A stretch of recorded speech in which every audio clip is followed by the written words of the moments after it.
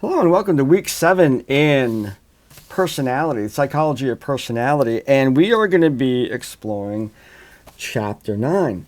The really cool stuff here. These are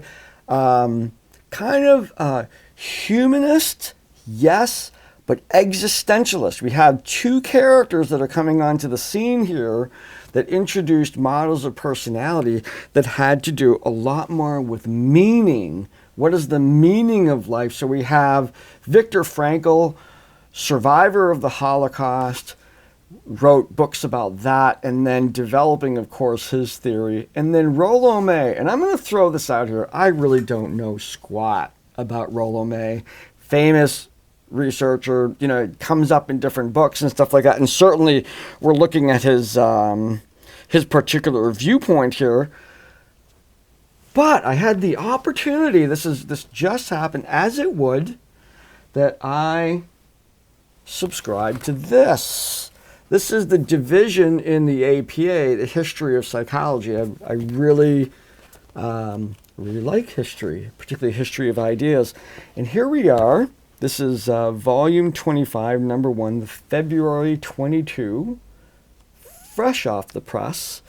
And here we have an article called "When Rollo May's Little Band," quotes, "of New York psychologists fought back against organized medicine's attempt to control psychotherapy."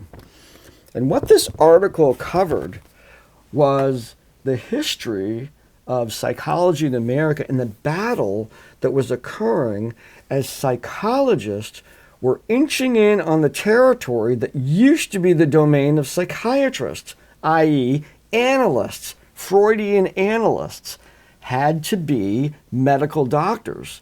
And there's this huge turf battle that was going on. Now, the reason why they talk about the particular things going on in New York is because about, I think they said, 40% of the practicing psychologists in the nation were in New York. Things were at a standstill. I think the battles, the legislation to regulate, you had the AMA was saying, that diseases of the mind are all biological, so therefore you have to be a doctor to treat them, trying to address the quackery that was real and was going on at the time. And then you had professional psychologists saying, wait a minute, we have a role too. All this was battling out. Rollo May comes onto the scene and organizes them. Not only Rollo May, but he brings in Edward Bernays. Now, Edward Bernays, hope I got that name right. Edward Bernays, considered the father of public relations, a nephew of Freud, pissed off his didn't get along with his uncle. Certainly pissed him off in this way, charging, because remember the idea of a physician doing therapy, which was considered analysis at that time, psychoanalysis, that was the sole domain of medical doctors, and they wanted to keep that. And then, so Rollo May comes in, he hires Edward Bernays, who's responsible, just look him up, he's responsible for why we think bacon and eggs are good. He's responsible for women smoking. It goes on and on and on, the effect that he's had on the world. And so those two work together to develop not only a public relations effort, but also to write up legislation. And the article describes that whole battle. It is an exhaustive article. It goes the author chose to go between different times, and you kind of have to track the article. It's a difficult read, to tell you the truth, in the actual journal.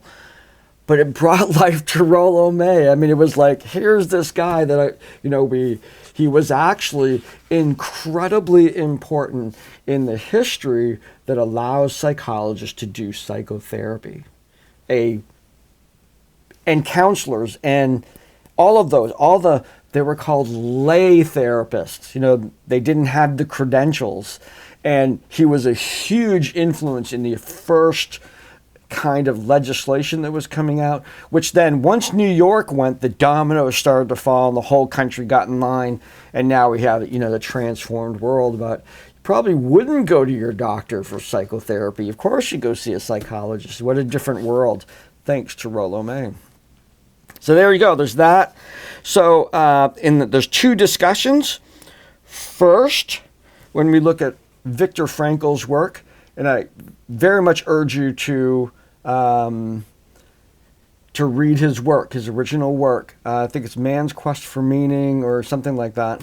I have it in my library, and it's essential reading and deep. This is really, really cool stuff. In fact, there's a form of therapy called bibliotherapy, where a practitioner simply prescribes books for people to read. It's actually a legitimate kind of therapy.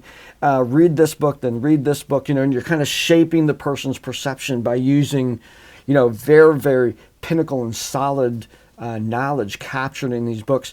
And his book is always part of that, almost always part of that process. So you have Frankl's and meaning. We're looking at the way in which we establish meaning in our life. I'm going to read it here. Deeds and creations, connections with others, and attitudes in challenging situations. I'm asking you to personally reflect on that. Think about the pandemic. Think about the challenges that we've had, other people, all of that stuff, how important it was to connect. Have at it. Go and we're going to have a nice discussion there. The second discussion is about Rollo May and intentionality. Talk about a topic that's come around now, intentional thinking with mindful practice and meditation. Intentionality is now on the front again. I'm going to have to do some reading on Rollo May, get caught up on what he found out years ago. So, and he really looks at something that has actually been part of my own meditative practice, and that's finding deep meaning in everyday things.